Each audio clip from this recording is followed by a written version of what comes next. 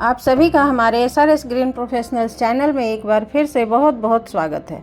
हम इस बार मॉड्यूल 2 के दूसरे पार्ट यानी मॉड्यूल 2B के साथ आए हैं, जिसमें हम आपके साथ एयर पोल्यूशन का इंट्रोडक्शन पार्ट यानी एयर पोल्यूशन क्या है, इसको कैसे परिभाषित किया गया है, ये कितने प्रकार का होता है, इसके सोर्स क्या हैं, यानी एयर पोल्यूशन का कारण क्या है, ये कहाँ से आता है, तथा साथ ही ये समझने का प्रयास करेंगे कि एयर पोल्यूशन के पर्यावरण पर, मानव स्वास्थ्य पर, बच्चों पर, बुजुर्गों पर और पेशेंट्स पर क्या क्या प्रभाव है। वायु प्रदूषण के कंट्रोल को हम अगले वीडियो में डिस्कस करेंगे। वायु प्रदूषण यानी हवा में प्रदूषण, यानी आसान भाषा में कह सकते हैं कि हवा का खराब होना, मतलब उसकी क्वालिटी अर्थात गुणवत्ता का खराब होना। जैसे आप इस वीडियो को देख सकते हैं, हवा कितनी साफ सुथरी है, जिसे आप कहते हैं कि कितना खूबसूरत मौसम हुआ है।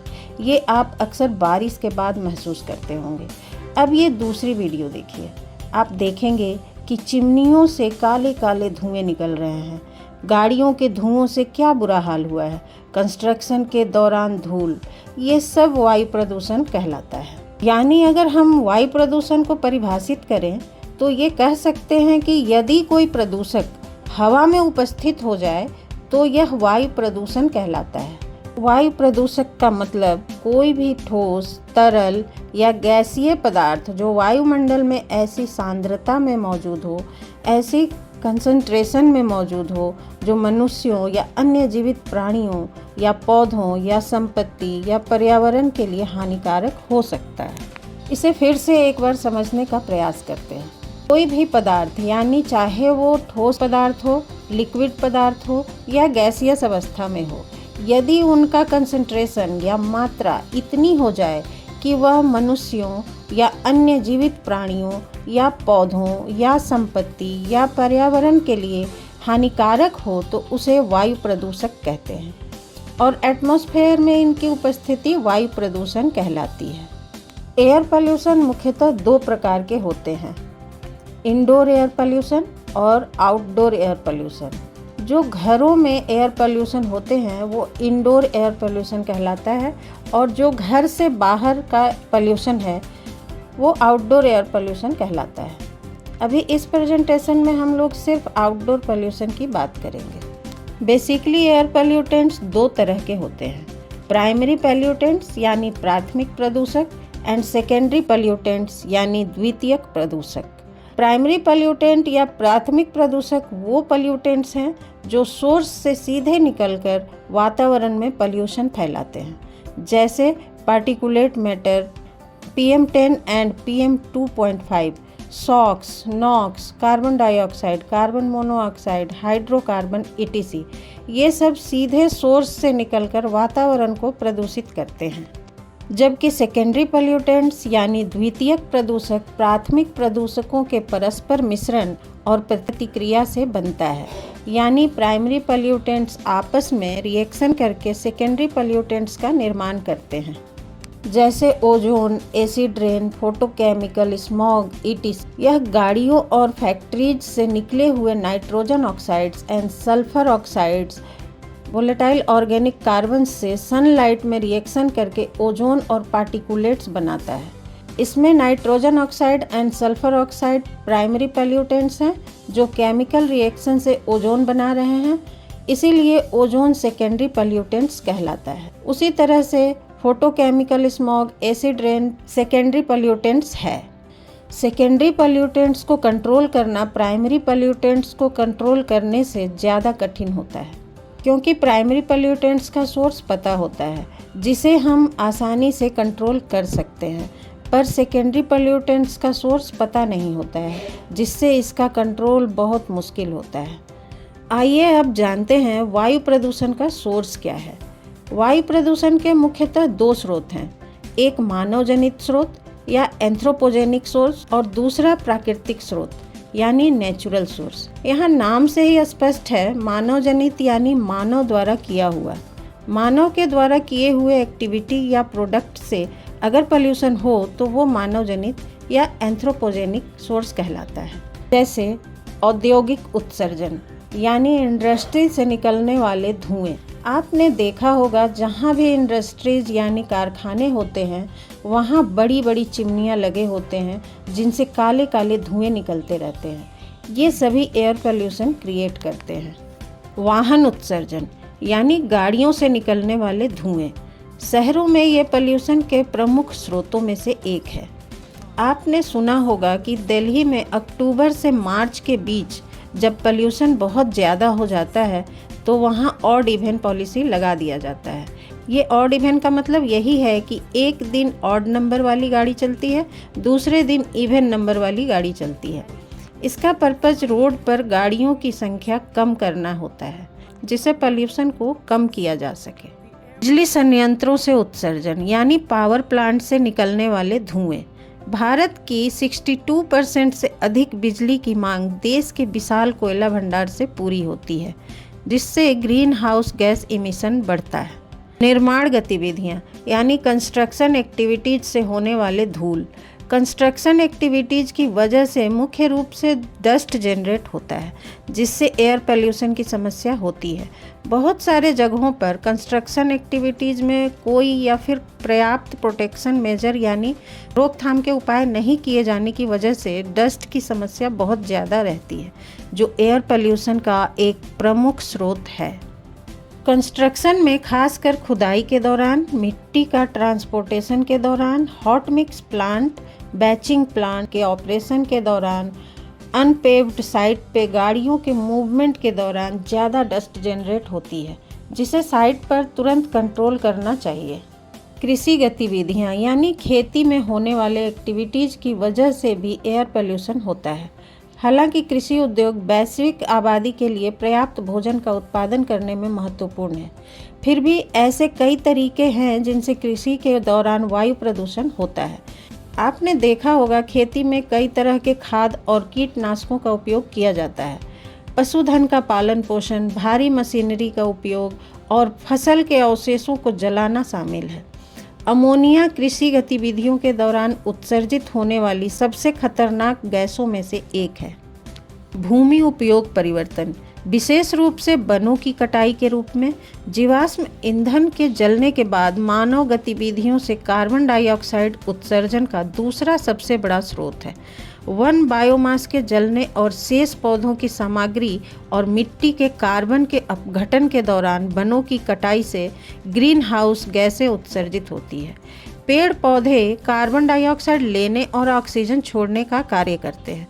जैसे जैसे पौधों और पेड़ों की संख्या कम होती जाती है, हवा में कार्बन डाइऑक्साइड बढ़ता है और यह एक प्रमुख प्रदूषक है। इसलिए पेड़ों की कटाई, वनों की कटाई प्रदूषण का एक कारण है। अब आप इसमें देख सकते हैं कि अभी हर एक आदमी पर पेड़ों की संख्या कितनी है। सबसे ज़्यादा रसिया में है। कनाडा में भी एक आदमी पर 10,163 ट्रीज हैं, यानी 10,163 पेड़े हैं। यूएसए में 699 हैं, यानी 699 हैं, जबकि इंडिया में केवल 28 यानी 28 हैं। इस यूएन की रिपोर्ट में आप देख सकते हैं कि हम कहाँ पर हैं। नेचर जर्नल में प्रकाशित थॉमस क्रॉथर और उनके सहयोगियों 2015 के अध्ययन के अनुसार दुनिया में लगभग 3.04 ट्रिलियन पेड़ थे और हर साल लगभग 15 अरब से अधिक पेड़ काटे जाते हैं और मानव सभ्यता की शुरुआत के बाद से पेड़ों की वैश्विक संख्या लगभग आधी यानी 46% गिर गई है। इसीलिए हम सबको ज़्यादा से ज़्यादा पेड़ लगाने की ज़रूरत है। अपशिष्ट निपटान। अब आप इस फोटोज़ और वीडियोज़ को देखिए। ये वीडियो कोई ख़ास नहीं है। हम अक्सर अपने आसपास ऐसे कचरे से धुएं निकलते हुए या जलते हुए देखते हैं। शहर हो या गांव, ये सभी जगह दिख जाते हैं। इनकी वजह से बहुत ही हानिकारक गैस निकलती है जो हमारे एयर को पॉल्यूट अर्थात प्रदूषित करती है। Journal of the air pollution control association के एक रिपोर्ट के मुताबिक कुल वायु प्रदूषण का लगभग 9.9% पोल्यूशन केवल इम्प्रॉपर सॉलिड वेस्ट मैनेजमेंट की वजह से होता है। इनके अलावा और भी वेस्ट है जिनका इम्प्रॉपर हैंडलिंग एंड डिस्पोजल की वजह से वायु प्रदूषण होती है। जीवाश्म ईंधन नॉन रिन्यूएबल है। इसका मतलब है कि उनकी आपूर्ति सीमित है और वे अंततः समाप्त हो जाएंगे, क्योंकि एक बार समाप्त होने के बाद इन्हें बनाना लगभग असंभव है, क्योंकि इनका निर्माण लाखों वर्ष पहले पौधों और जानवरों के अपघटन यानी डिकम्पोजिशन से होता है। जैसे कोयला उत्पाद, प्राकृतिक गैस, कच्चा तेल, पेट्रोलियम उत्पाद। जब जीवाश्म ईंधन को जलाया जाता है तो वे वायुमंडल में नाइट्रोजन ऑक्साइड छोड़ते हैं, जो स्मॉग और अम्लीय वर्षा के निर्माण में योगदान करते हैं। मानव गतिविधियों द्वारा हवा में उत्सर्जित होने वाले सबसे आम नाइट्रोजन संबंधी यौगिकों को सामूहिक रूप से नाइट्रोजन ऑक्साइड कहा जाता है। इसी तरह से कुछ प्राकृतिक स्रोतें भी हैं जिनसे एयर पोल्यूशन होता है। इसमें वॉल्केनिक एरप्शन यानी ज्वालामुखी में विस्फोट, ये अक्सर आप लोग सुनते होंगे, खासकर इंडोनेशिया में जहां सबसे ज़्यादा एक्टिव ज्वालामुखी है। भारत में भी अभी 2 एक्टिव वॉल्केनोज हैं अंडमान निकोबार में। ज्वालामुखीय गैसें जो सबसे बड़ा संभावित खतरा पैदा करती हैं वे हैं सल्फर डाइऑक्साइड, कार्बन डाइऑक्साइड और हाइड्रोजन फ्लोराइड। स्थानीय स्तर पर सल्फर डाइऑक्साइड गैसें ज्वालामुखी से नीचे की ओर अम्लीय वर्षा और वायु प्रदूषण का कारण बन सकती है। इसके अलावा फॉरेस्ट फायर भी एक बड़ा कंट्रीब्यूटर है एयर पोल्यूशन का। अक्सर आप सुनते होंगे गर्मियों के मौसम में जंगलों में आग की घटनाएं बहुत होती है, जिससे एयर पोल्यूशन बढ़ता है। मर्सीलैंड यानी दलदली ज़मीन से मीथेन गैस निकलती है, जो कि एक स्ट्रॉन्ग ग्रीन हाउस गैस है। शायद आपको पता हो, मीथेन गैसेस कार्बन डाइऑक्साइड से लगभग 80 टाइम्स ज़्यादा हीट ऑब्जर्व करती है। यदि हम लगभग 20 साल के पीरियड को देखें तो आंधी और तूफान या तेज हवाओं से धूल और मिट्टी के कण जो वातावरण में उड़ते हैं, उनसे भी एयर पोल्यूशन बढ़ता है। हाल के अध्ययन से यह पता चला है कि समुद्री स्प्रे प्रत्यक्ष और अप्रत्यक्ष रूप से वायुमंडल और महासागर के बीच महत्वपूर्ण मात्रा में गर्मी और नमी के प्रवाह के लिए जिम्मेदार है, जो वैश्विक जलवायु पैटर्न और उष्णकटिबंधीय तूफान की तीव्रता को प्रभावित करता है। बहुत सारे नेचुरल बायोलॉजिकल प्रोसेस के द्वारा भी एयर पोल्यूशन होता है। बायोलॉजिकल कंटामिनेंट्स में बैक्टीरिया, फफूंदी, वायरस, तिलचट्टे और पराग शामिल हैं। इन प्रदूषकों के कई स्रोत हैं। पराग कण पौधों से उत्पन्न होते हैं, वायरस लोगों और जानवरों द्वारा प्रसारित होते हैं, बैक्टीरिया लोगों, जानवरों और मिट्टी और पौधों के मलबे द्वारा लिए जाते हैं। आइए अब बात करते हैं वायु प्रदूषण के प्रभाव की। वायु चूँकि हर लिविंग ऑर्गेनिज्म से डायरेक्टली एंड इनडायरेक्टली दोनों तरह से जुड़ा हुआ है, इसलिए वायु प्रदूषण के प्रभाव भी सभी पे पड़ता है। इस चार्ट में वायु प्रदूषण के विभिन्न प्रभावों को दिखाया हुआ है।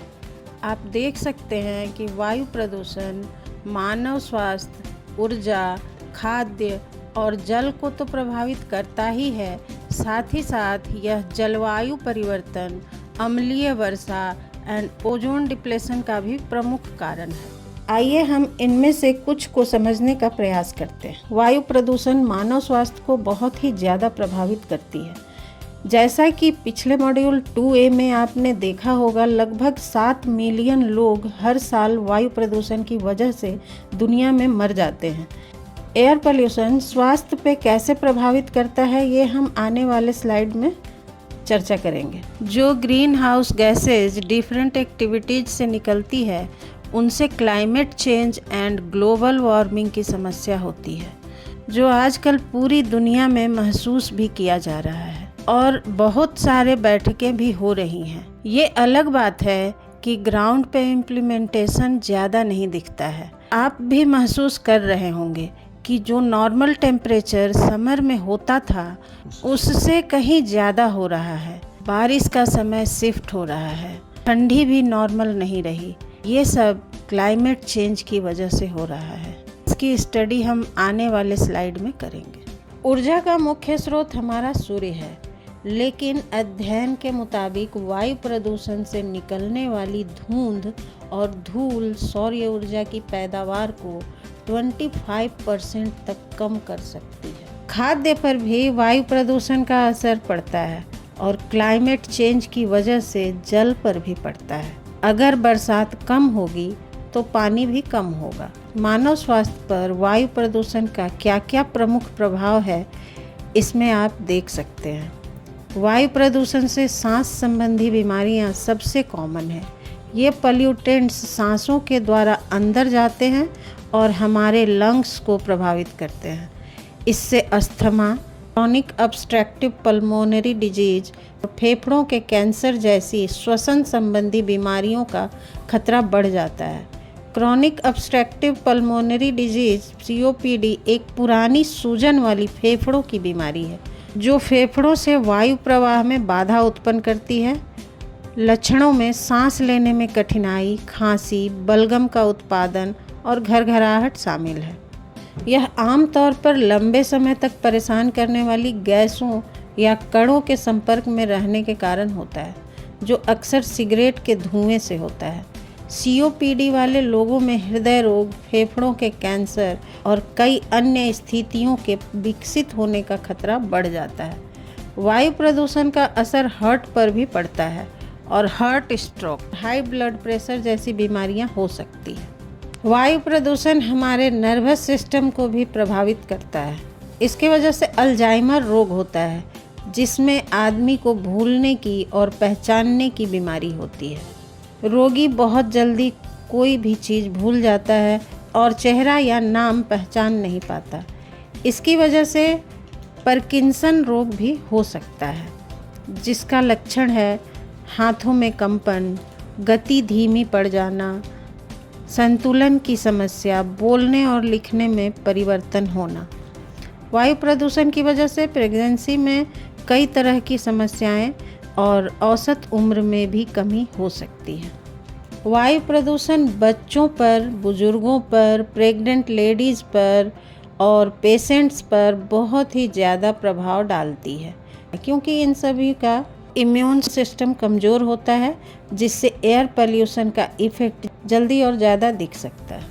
वायु प्रदूषण हमारे पर्यावरण को वैश्विक यानी ग्लोबल तौर पर बहुत ही ज़्यादा प्रभावित करता है और इसके लिए सबसे ज़्यादा जिम्मेदार ग्रीन हाउस गैसेज हैं, जिनकी वजह से ग्लोबल वार्मिंग और क्लाइमेट चेंज जैसी समस्याएं होती हैं, या यूँ कहें कि हो रही हैं। इसको समझने के लिए सबसे पहले हमें ग्रीन हाउस गैसों को समझना बहुत ज़रूरी है। ये टॉप 7 तरह की ग्रीन हाउस गैसों के नाम यहाँ दिए गए हैं। ये carbon dioxide, methane, nitrous oxide, hydrofluorocarbons, perfluorocarbons, sulphur hexafluoride, nitrogen trifluoride. इनमें से कार्बन डाइऑक्साइड प्राथमिक मानव जनित ग्रीन हाउस गैस है, जो ग्रीन हाउस प्रभाव में मानव योगदान का 64% हिस्सा है।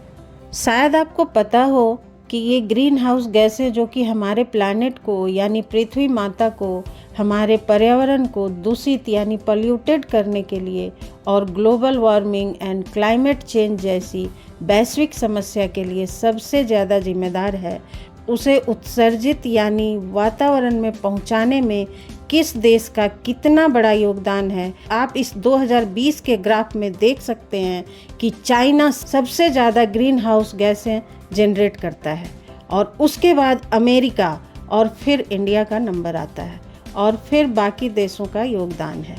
इंडिया, जो कि कुछ दशक पहले बहुत कम ग्रीन हाउस गैसें जनरेट करता था, वो अब काफ़ी तेज़ी से तीसरे स्थान पर आ चुका है। यह एक बहुत बड़ी चिंता का विषय है और हमें ग्रीन हाउस गैसों को कंट्रोल करने की ज़रूरत है। ये हम कैसे कर सकते हैं और हमारा क्या योगदान हो सकता है, ये हम अगले मॉड्यूल में डिस्कस करेंगे। आपने देखा होगा यहाँ एक वर्ड आया, ग्रीन हाउस प्रभाव। ये क्या है? इसका नाम ग्रीन हाउस क्यों है? हम इसे समझने का प्रयास करते हैं। इस पिक्चर में आप एक ग्रीन हाउस को देख सकते हैं। ग्रीन हाउस कांच की दीवारों और कांच की छत वाली एक इमारत है। सर्दियों के दौरान भी ग्रीन हाउस अंदर से गर्म रहता है। दिन के समय सूर्य की रोशनी ग्रीन हाउस में चमकती है और अंदर पौधों और हवा को गर्म करती है। रात के समय बाहर ठंडी होती है, लेकिन ग्रीन हाउस अंदर काफ़ी गर्म रहता है। ऐसा इसलिए है क्योंकि ग्रीन हाउस की कांच की दीवारें सूर्य की गर्मी को रोक लेती है। ग्रीन हाउस प्रभाव ग्रीन हाउस की तरह काम करती है। आइए अब इस पिक्चर को देखिए। यहाँ सूर्य की रोशनी पृथ्वी से टकराती है। इसमें अधिकांश विकिरण को पृथ्वी द्वारा अवशोषित कर लिया जाता है, जिससे पृथ्वी गर्म रहती है, और कुछ सौर किरण वायुमंडल द्वारा और कुछ पृथ्वी द्वारा परावर्तित कर दी जाती है। इसमें से कुछ इंफ्रारेड रेडिएशन रिफ्लेक्ट होकर एटमॉस्फेयर से होते हुए वापस स्पेस में चली जाती है, और इसमें से कुछ ग्रीन हाउस गैसों के द्वारा ऑब्जर्व करके री इमिट किया जाता है, यानी फिर से एटमॉस्फेयर में छोड़ दिया जाता है, जिससे lower atmosphere and earth surface गर्म हो जाता है। यही ग्रीन हाउस प्रभाव कहलाता है। यहाँ आप समझ गए होंगे कि अगर ग्रीन हाउस गैसों की संख्या एटमॉस्फेयर में बढ़ गई तो अर्थ से रिफ्लेक्टेड रेडिएशन स्पेस में वापस नहीं जा पाएगा और अर्थ और एटमॉस्फेयर का टेम्परेचर इंक्रीज हो जाएगा, और इसी को हम ग्लोबल वार्मिंग कहते हैं। यानी पृथ्वी के औसत तापमान में क्रमिक वृद्धि, या यूं कहें कि वायुमंडल में ग्रीन हाउस गैसों की बढ़ती सांद्रता के कारण वैश्विक तापमान में वृद्धि ही ग्लोबल वार्मिंग कहलाता है। जलवायु परिवर्तन का तात्पर्य तापमान और मौसम के पैटर्न में दीर्घकालीन बदलाव से है। 2023 में एवरेज ग्लोबल टेम्परेचर 20वीं सदी के औसत से 1.18 डिग्री सेल्सियस अधिक था, और यह 1850 में रिकॉर्ड शुरू होने के बाद से किसी भी अन्य वर्ष की तुलना में अधिक था। इसके अलावा रिकॉर्ड में दर्ज 10 सबसे गर्म वर्ष पिछले दशक के हैं। अब हाल के कुछ वर्षों में आपने भी महसूस किया होगा कि अब लगभग सभी जगहों पर पहले की अपेक्षा तापमान ज़्यादा रहता है। भारत में कई जगहों पर टेम्परेचर 50 डिग्री सेल्सियस के आसपास या उससे भी ज़्यादा दर्ज किया गया। ये सभी ग्लोबल वार्मिंग का ही प्रभाव है। ऐसा नहीं है कि इसके कंट्रोल का उपाय नहीं किया जा रहा है। इसको रोकने के लिए पहले क्योटो प्रोटोकॉल 1992 में आया था, और अभी 2015 में पेरिस एग्रीमेंट आया है, जिसमें 193 देशों और यूरोपीय संघ शामिल हैं। इसमें ग्लोबल वार्मिंग को सीमित करने और आंशिक रूप से प्रकृति की रक्षा करके जलवायु परिवर्तन के अनुकूल होने पर सहमति व्यक्त की है, और सभी कंट्री इस पर एक्शन ले रहे हैं। भारत ने भी बहुत सारे कदम ग्रीन हाउस को कंट्रोल करने पर उठाया है। समय के साथ गर्म तापमान मौसम के पैटर्न को बदल रहा है और प्रकृति के सामान्य संतुलन को बाधित कर रहा है। इससे मनुष्य और पृथ्वी पर जीवन के अन्य सभी रूपों के लिए कई खतरे पैदा होते हैं। लगभग सभी भूमि क्षेत्रों में अधिक गर्म दिन और लू चल रही है। 2020 रिकॉर्ड पर सबसे गर्म वर्षों में से एक था। उच्च तापमान गर्मी से संबंधित बीमारियों को बढ़ाता है और काम करना और घूमना अधिक कठिन बना सकता है। जब परिस्थितियां अधिक गर्म होती हैं तो जंगल की आग अधिक आसानी से लगती है और अधिक तेजी से फैलती है। तापमान में परिवर्तन के कारण वर्षा में परिवर्तन होता है। इसके परिणाम स्वरूप अधिक गंभीर और बार बार आने वाले तूफान होते हैं। वे बाढ़ और भूस्खलन का कारण बनते हैं, घरों और समुदायों को नष्ट करते हैं और अरबों डॉलर खर्च करते हैं। कई क्षेत्रों में पानी की कमी होती जा रही है। सूखे से विनाशकारी रेत और धूल भरी आंधियां उठ सकती हैं, जो अरबों टन रेतों को महाद्वीपों में स्थानांतरित कर सकती हैं। रेगिस्तानों का विस्तार हो रहा है, जिससे भोजन उगाने के लिए भूमि कम हो रही है। कई लोगों को अब नियमित आधार पर पर्याप्त पानी न मिलने के खतरे का सामना करना पड़ता है। महासागर ग्लोबल वार्मिंग से उत्पन्न अधिकांश गर्मी को सोख लेते हैं। इससे बर्फ की चादरें पिघलती हैं और समुद्र का स्तर बढ़ जाता है, जिससे तटीय और द्वीप समुदायों को खतरा होता है। महासागर कार्बन डाइऑक्साइड को भी अवशोषित करते हैं, इसे वायुमंडल से दूर रखते हैं। अधिक कार्बन डाइऑक्साइड समुद्र को अधिक अम्लीय बनाता है, जिससे समुद्री जीवन खतरे में पड़ जाता है।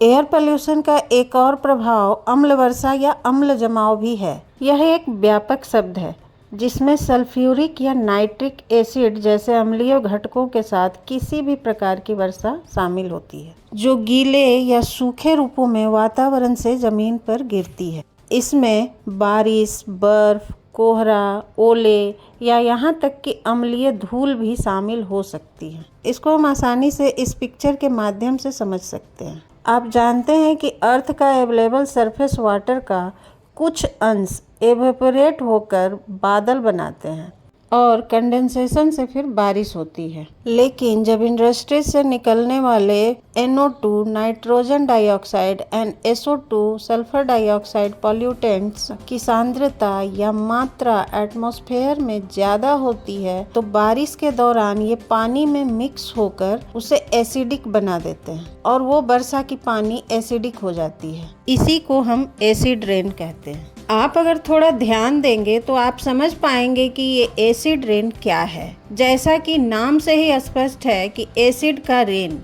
यानी ऐसी बारिश जिसमें बारिश की पानी एसिडिक हो। आप में से सभी लोग एसिड के बारे में ज़रूर जानते होंगे। अब आप आसानी से सोच सकते हैं कि यदि एसिड रेन यानी एसिडिक रेन हो तो धरती पर क्या क्या प्रभाव पड़ सकता है। इनमें से कुछ प्रभाव हम यहाँ पर डिस्कस कर रहे हैं। एसिड रेन मानव स्वास्थ्य, पेड़ पौधे, पानी और मिट्टी पर हानिकारक प्रभाव डालती है। कीड़ों और जलीय जीवों को नष्ट कर देती है। जमीन में रिसने वाली अम्लीय वर्षा मैग्नीशियम और कैल्शियम जैसे पोषक तत्वों को घोल सकती है, जो पेड़ों को स्वस्थ रहने के लिए आवश्यक होती है। अम्लीय वर्षा के कारण एल्यूमिनियम भी मिट्टी में चला जाता है, जिससे पेड़ों के लिए पानी सोखना मुश्किल हो जाता है। एसिड रेन का प्रभाव बिल्डिंग्स एंड स्ट्रक्चर पर भी पड़ता है। खासकर बिल्डिंग्स या स्ट्रक्चर जिस मटेरियल से बना होता है, जैसे कि स्टील संरचनाओं और पत्थर की इमारतों और मूर्तियों को नुकसान पहुंचाता है। अब आइए बात करते हैं ओजोन होल यानी ओजोन रिक्तीकरण की। ओजोन डिप्लेशन यानी ओजोन परत क्षरण का मतलब है ऊपरी वायुमंडल में मौजूद ओजोन परत का पतला होना। जैसा कि मॉड्यूल 1 में हमने बताया था कि ऊपरी वायुमंडल अर्थात स्ट्रेटोस्फेयर यानी समताप मंडल में ओजोन लेयर होता है, जो सूर्य से आने वाली हार्मफुल अल्ट्रावायलेट रेज अर्थात हानिकारक पराबैंगनी किरणों को ऑब्जर्व कर लेता है और उसे पृथ्वी पर आने से रोकता है, जिससे उन किरणों का प्रभाव पृथ्वी पर नहीं पड़ता है। अगर पृथ्वी पर हानिकारक पराबैंगनी किरणों का सीधा असर होगा तो वनस्पति और जीव जंतु जीवित नहीं रह पाएंगे। इसके अलावा अत्यधिक गर्मी के कारण पृथ्वी पर मनुष्यों और जानवरों को बहुत सारी समस्याओं का सामना करना पड़ेगा। अंटार्कटिका के ऊपर सबसे पहले शोधकर्ताओं ने 1970 के दशक की शुरुआत में ओजोन परत के क्षरण को देखा था। वैज्ञानिकों द्वारा किए गए अध्ययनों के अनुसार ओजोन परत के क्षरण का कारण मानवीय क्रियाकलाप है, जिसके माध्यम से क्लोरीन या ब्रोमीन युक्त रसायन बनाए जाते हैं। इन्हें मूल रूप से ODS यानी ओजोन डिप्लीटिंग सब्सटेंस कहा जाता है, जैसे chlorofluorocarbon, halon, carbon tetrachloride, hydrochlorofluorocarbon, chloromethyl bromide इत्यादि। ओजोन परत के क्षरण से पर्यावरण पर हानिकारक प्रभाव पड़ता है। आइए हम ओजोन परत क्षरण के मानव और पर्यावरण पर पड़ने वाले प्रमुख प्रभावों को देखें। मानव स्वास्थ्य पर प्रभाव। ओजोन परत के क्षरण के कारण मनुष्य सीधे सूर्य की हानिकारक पराबैंगनी किरणों के संपर्क में आ जाता है। इससे मनुष्यों में गंभीर स्वास्थ्य समस्याएं हो सकती हैं, जैसे त्वचा रोग, कैंसर, सनबर्न, मोतियाबिंद, जल्दी बुढ़ापा और कमज़ोर प्रतिरक्षा प्रणाली। पशुओं पर प्रभाव। पराबैंगनी विकिरणों के सीधे संपर्क से पशुओं में त्वचा और नेत्र कैंसर हो सकती है। पर्यावरण पर प्रभाव। तेज पराबैंगनी किरणों के कारण पौधों की वृद्धि, फूल और प्रकाश संश्लेषण कम हो सकता है। जंगलों को भी पराबैंगनी किरणों के हानिकारक प्रभावों को झेलना पड़ता है। समुद्री जीवों पर प्रभाव। हानिकारक पराबैंगनी किरणों के संपर्क में आने से प्लवक बहुत अधिक प्रभावित होते हैं। ये जलीय खाद्य श्रृंखला में उच्च स्थान पर होते हैं। यदि प्लवक नष्ट हो जाते हैं तो खाद्य श्रृंखला में मौजूद जीव भी प्रभावित होते हैं। तो इसी के साथ हमारा ये मॉड्यूल समाप्त हुआ। इसमें हमने आपसे एयर पोल्यूशन का परिचय, स्रोत और इफेक्ट पर चर्चा की। अगले मॉड्यूल में हम इसके कंट्रोल मेजर पर बात करेंगे कि इसके कंट्रोल के लिए बेस्ट टेक्नोलॉजी क्या क्या प्रयोग किए जा रहे हैं और ग्लोबल और नेशनल लेवल पर क्या क्या एक्शन हो रहे हैं। हम आशा करते हैं कि आपको ये मॉड्यूल पसंद आया होगा और यदि अच्छा लगा हो तो लाइक ज़रूर कीजिएगा। आप अपना कमेंट हमारे कमेंट बॉक्स में दे सकते हैं। साथ ही इस क्विज का लिंक कमेंट बॉक्स में दिया हुआ है। ऐसे 10 लगातार क्विज में पार्टिसिपेट करके आप SRSGP की तरफ से सर्टिफिकेट अवार्ड प्राप्त कर सकते हैं। आइए हम अपनी पृथ्वी को बचाने के लिए पर्यावरण अनुकूल व्यवहार अपनाएं। धन्यवाद।